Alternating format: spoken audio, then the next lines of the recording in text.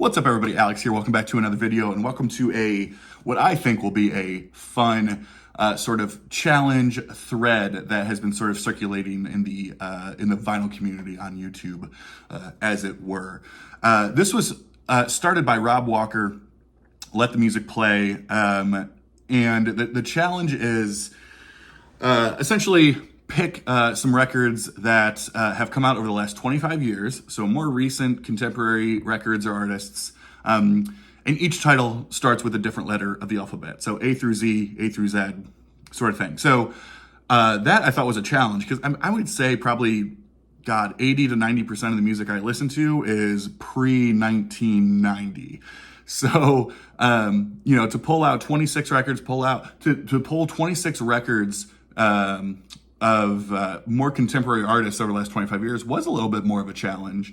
And I wanted a chance to show some records and artists of people that people might not associate with me showing. So, showing some stuff maybe I haven't shown in a while. I'm sure it's kind of a mixed bag of everything, but this is a fun challenge and I wanted to do it. So hopefully you enjoy it as well. But we got 26 records to get through, so we'll jump in. So let's start with letter A. And I am going with a record that came out last year by the progressive death metal band Blood Incantation. So this was a top tenner, I think, on my list last year of top records of the year. This is Florida-based progressive death metal, although they work in a lot of sort of ambient stuff as well. But, they've been around for several years, but kind of blew up a little bit with this record last year as it got into a lot of spins of some popular people. So, cool album cover, terrible logo, if you can read that. Okay. Blood Incantation. This is Absolute Elsewhere, came out last year. Now, here's a record that, file listen to guilty pleasure or whatever, I don't care, but that's what's fun about these types of videos. This is a record that came out in 2012, and I remember listening to it to death in 2013. I was in college and I was on a summer-long service trip driving a van across the country. So literally I started in Seattle, Washington, and I spent the entire summer going across the country and finished in Washington, D.C. And my van mate at the time was a huge fan of this artist, and he played this record literally to death. And so it still plays such a meaningful role for me. But that is Born to Die from Lana Del Rey. Yes. Now, this is the only Lana Del Rey record that I have in my collection. Nothing against her. I think she's a little bit of a space cadet in some ways, and I don't actually know how good she is at singing, but such is life. But all of these songs I just sang so much back in that summer, and I still love them all. Just banger after banger on here. Some really cool kind of dark noir singy kind of, I don't even know, it's Lana, man. But Born to Die from Lana Del Rey. That came out in 2012. Here's an artist that is sort of part of the new revival of hard rock and roll. This is like a band that is current and contemporary, but they sound like they're from 1974 or something, and that is Dirty Honey and the record Can't Find the Brakes. This came out, I think, in 2023, their second full length.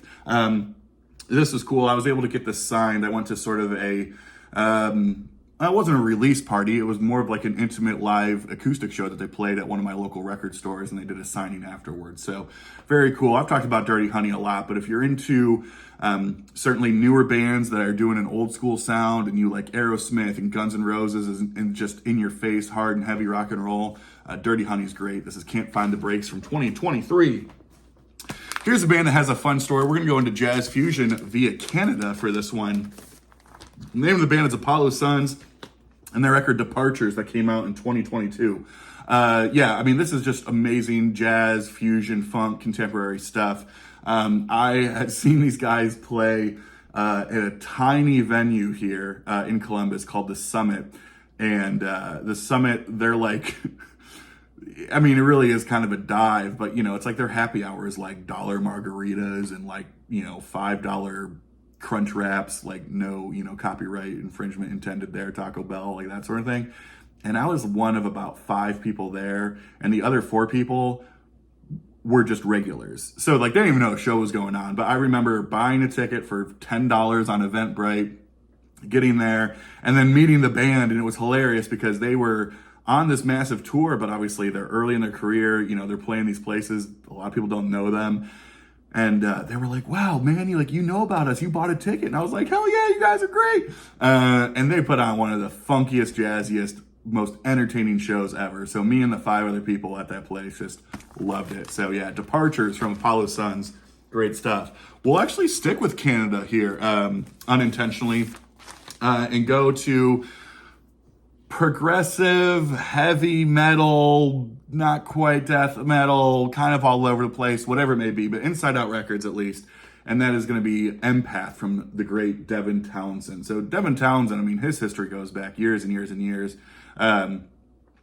Peter, Music is a Journey, if you're watching this or whatever, we should talk about Devin. But he has gone from so many different projects, so many different sounds, some of the most in-your-face, aggressive, rock ever with like Strapping Young Lad, what he was doing way back in the day, into some more wild progressive stuff. And to me, this is his magnum opus. This, to me, perfectly encapsulates his entire artistic expression in the best way.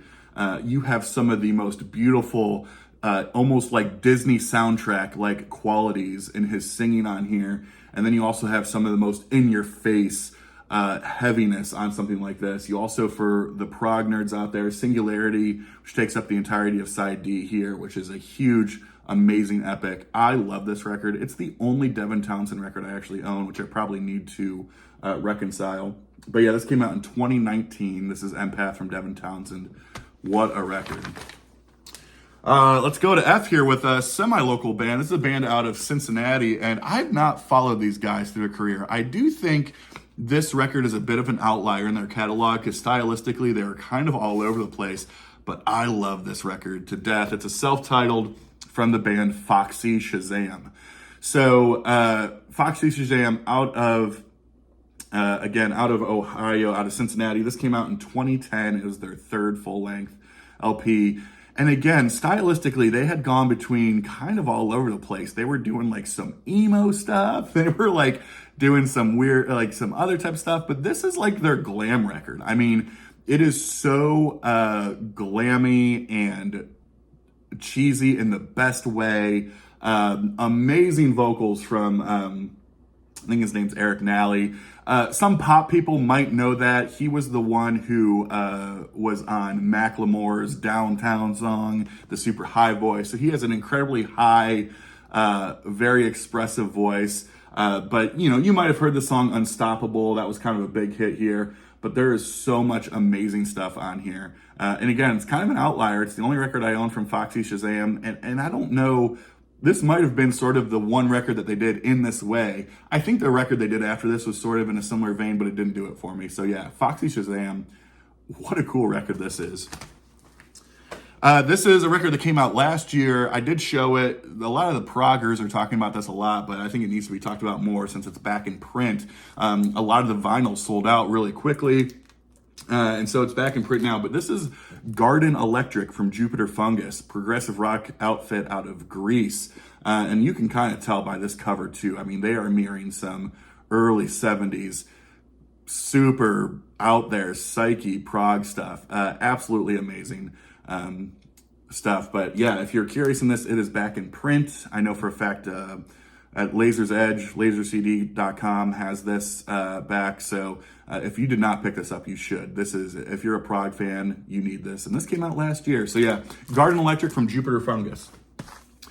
Sticking with this kind of theme of new contemporary artists that are doing like an old school sound, we're going to go to Sweden for this one.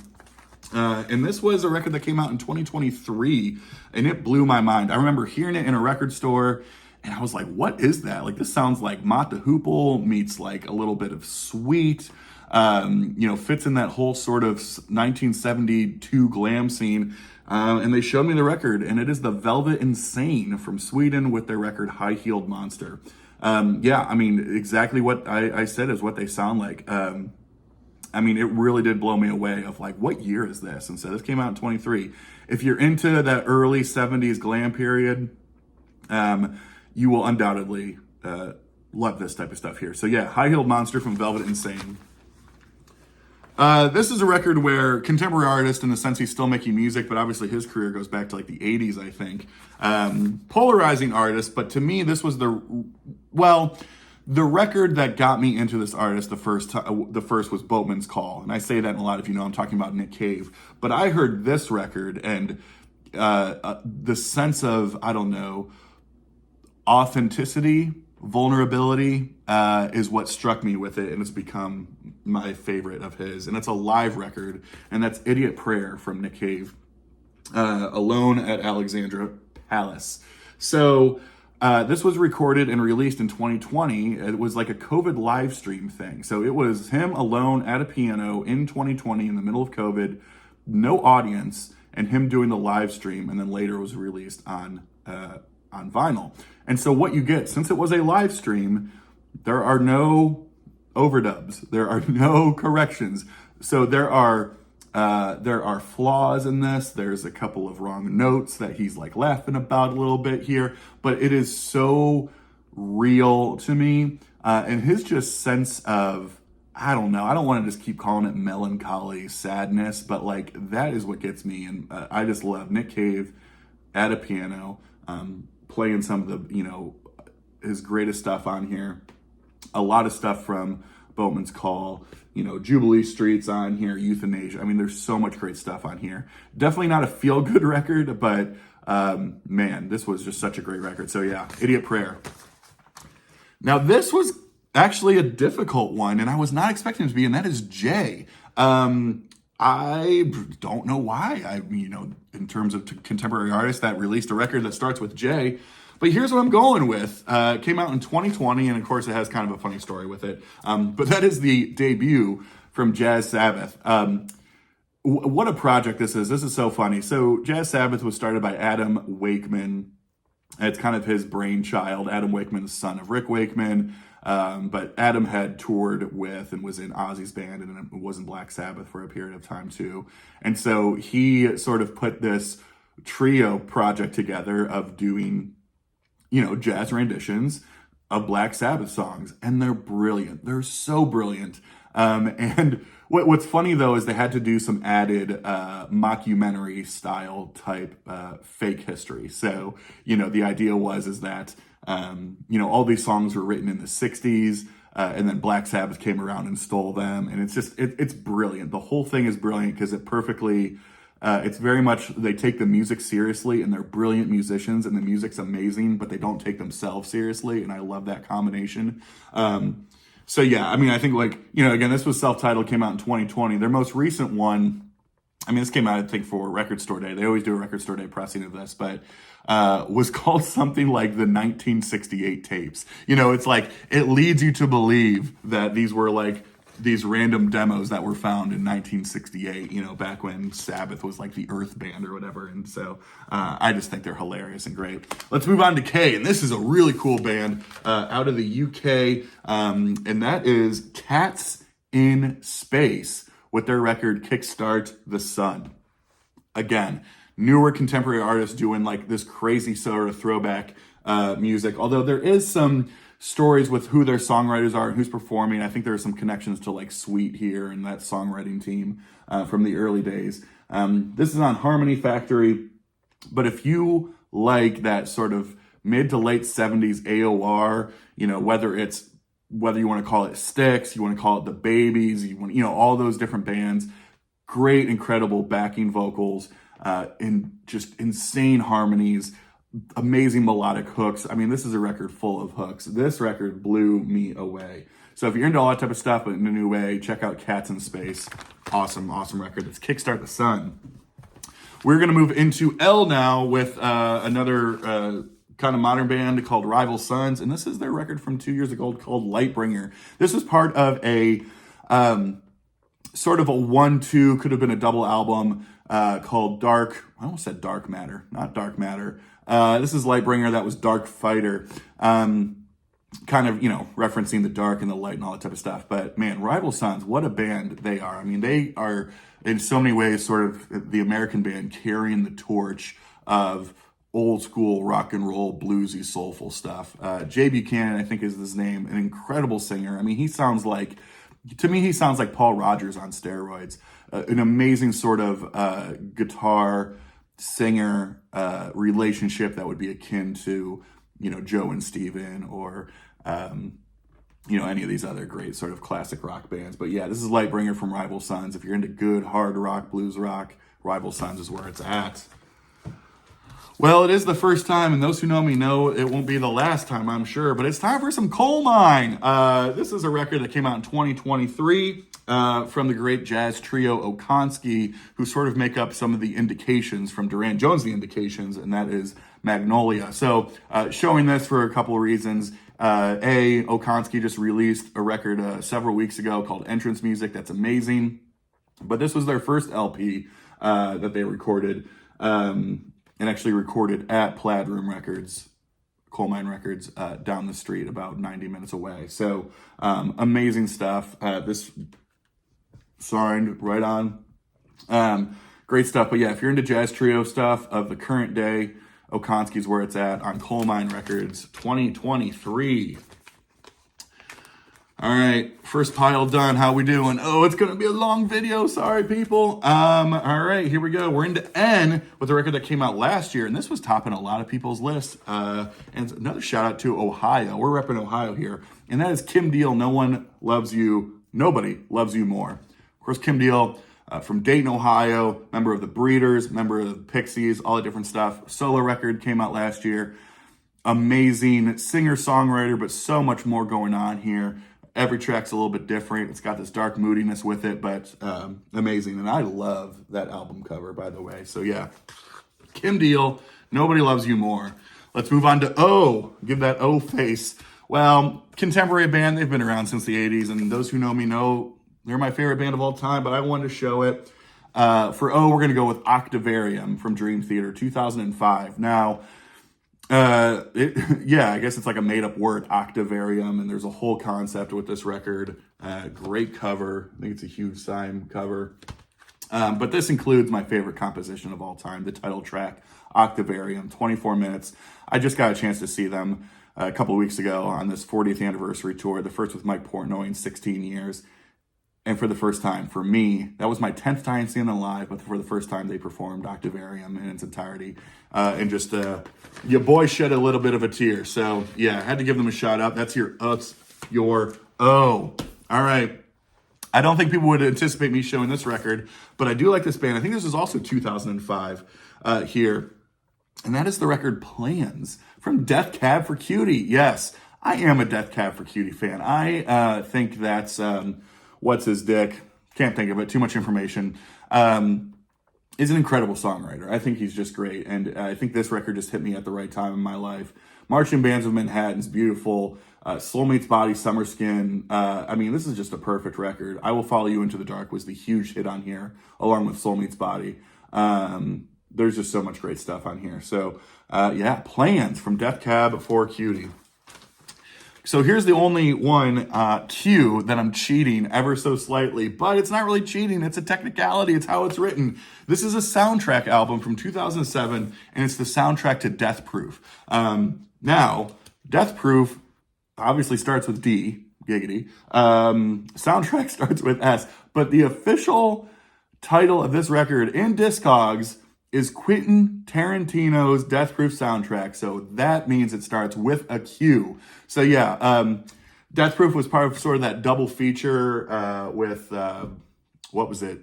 Something Else, and then Grindhouse was sort of thing, whatever. But 2007, very cool actual soundtrack here. And the cool thing about this record too, it's kind of a valuable, it might be like a $40 or $50 record. I got this for $1. It had a big scratch on it, but it didn't seem too physical. It just looked bad. And so I took a shot with it, took it home.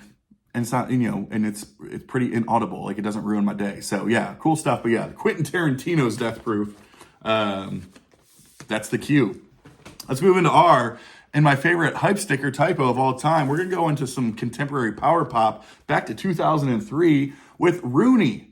And the title of the album is Rooney. Now, why do I think this is hilarious? Because the hype sticker, and this came from Real Gone, hype sticker says LP debut, the 1993 power pop classic.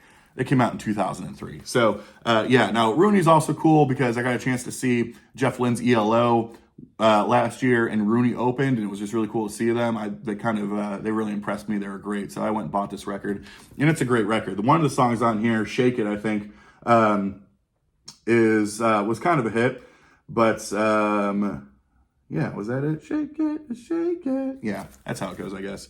2003, Rooney, cool stuff. We're into S. Let's give some jazz love. This came out in 2023 as well, and is Shapes and Sound by Kirsten Ecken. So this sort of in YouTube vinyl community audiophile world sort of blew up because it was the debut album on Coherent Records, Kevin Gray's record label. So completely audiophile, all tube, analog recording, pressing, all that type of stuff. And he's specializing in contemporary jazz artists. So I think that's awesome. It, of course, sounds amazing. And it's a great record. So yeah, Kirsten Ecken's Shapes and Sounds.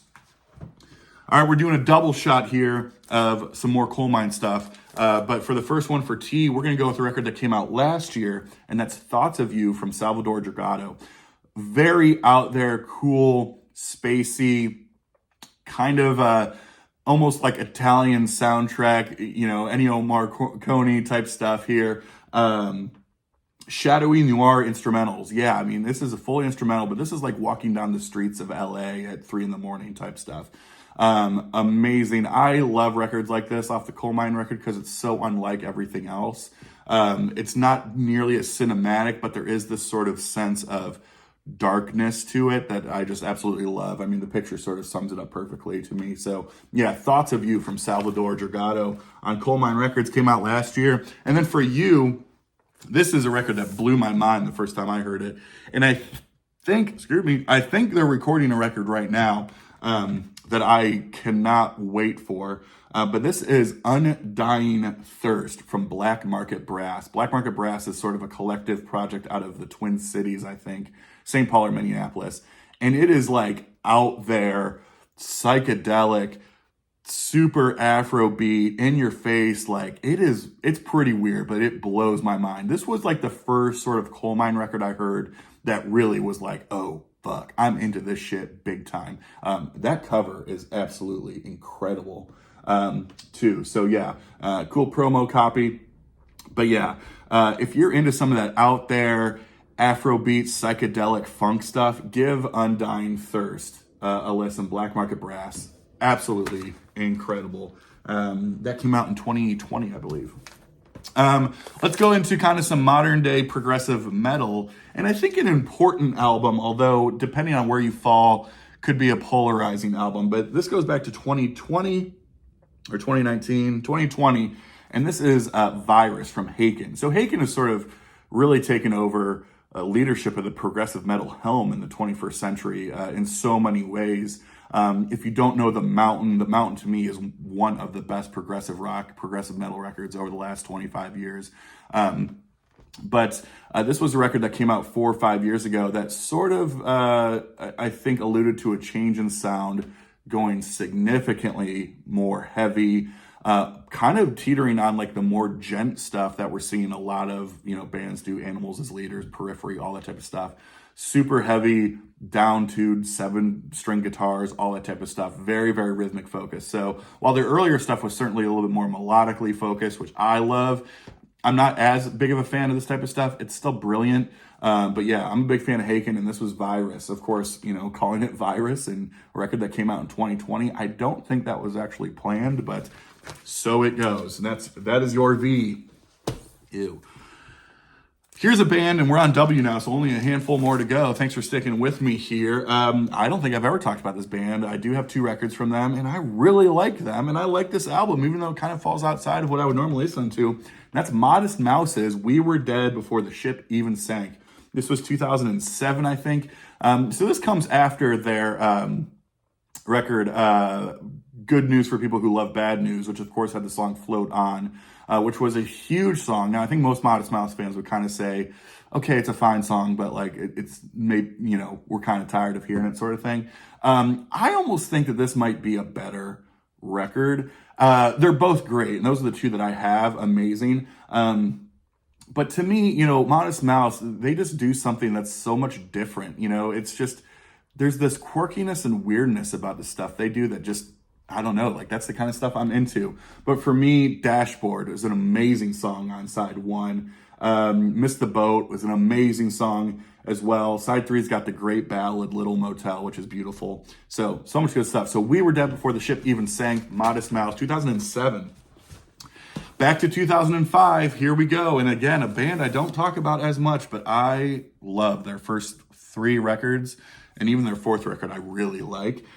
This is the third full length from Coldplay, X and Y. Yeah, Coldplay. So I think a lot of people who go back with Coldplay, with their debut Parachutes, with the Rush Blood to the Head that came after this, and then this record sort of, they got away from like the piano rock a little bit and started going a little bit more, I don't know, U2 style technology, we'll say, with this record. But this to me is still an amazing record. I remember seeing them on some, you know, show. So I would have been 14, 15, and they were on like the Grammys or I don't know, some award show. And they played the song Talk. And I was like, damn, that's a great song. I love that song. The big single from this was Speed of Sound, which is fine, but to me it sounded just like Clocks, which was the big single off the other one. But the deep cuts on here are so great. Hardest Part's amazing. Swallowed in the Sea is absolutely outstanding.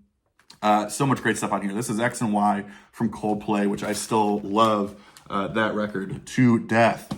This one just falls into the 25 years. This came out in 2001. Maybe it's an obvious one, maybe not.